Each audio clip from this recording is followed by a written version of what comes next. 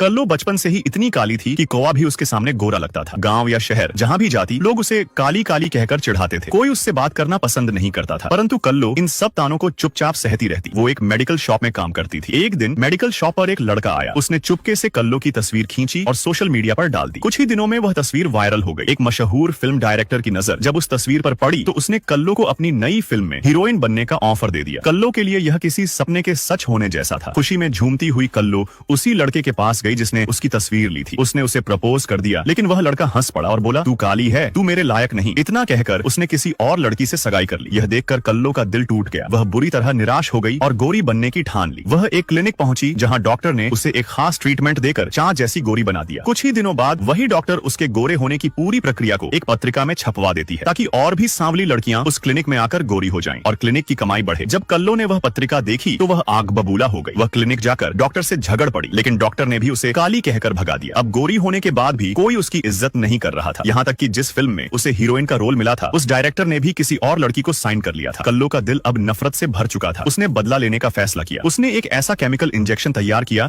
जिसे जब उसने एक चूहे पर लगाया तो चूहे का पूरा शरीर काला पड़ गया और वह तड़प तड़प कर मर गया। सबसे पहले कल्लो ने वही इंजेक्शन उस लड़के को लगाया जिसने उसका प्रपोजल ठुकराया था। फिर उसकी मंगेतर को भी मार डाला। कुछ ही दिनों में उसने उस डॉक्टर को भी खत्म कर दिया जिसने उसका इस्तेमाल किया था। अब एक के बाद एक कई हत्याओं से शहर में सनसनी फैल गई। अगले दिन कुछ सफाई कर्मचारी सड़क पर काम कर रहे थे। एक महिला कर्मचारी को डस्टबिन के बाहर एक सैंडल दिखी। जैसे ही उसने सैंडल खींची, उसके साथ एक लड़की का पैर भी बाहर आया। उसने देखा वहाँ एक युवती की लाश थी जिसका पूरा शरीर काला हो चुका था। वह घबराकर तुरंत पुलिस को बुलाती है। यह केस सीबीआई अधिकारी रघु को सौंपा गया, क्योंकि कुछ दिन पहले उसकी बेटी को भी किसी ने ऐसे ही काला करके मार दिया था। रघु उस कातिल के करीब पहुंचने ही वाला था कि उसी ने रघु को इंजेक्शन लगा दिया, जिससे उसका आधा शरीर काला पड़ गया। जांच के दौरान रघु को कुछ सबूत मिले, जिससे पता चला कि हत्या कहीं और हुई थी और लाश कहीं और फेंकी गई थी। शक के आधार पर पुलिस ने अरविंद नाम के एक लड़के को गिरफ्तार किया, लेकिन अरविंद के पास एक रहस्यमयी शक्ति थी। वह पानी में उतरकर अतीत में हुए किसी भी हादसे को देख सकता था। दरअसल कुछ दिन पहले उसी कातिल ने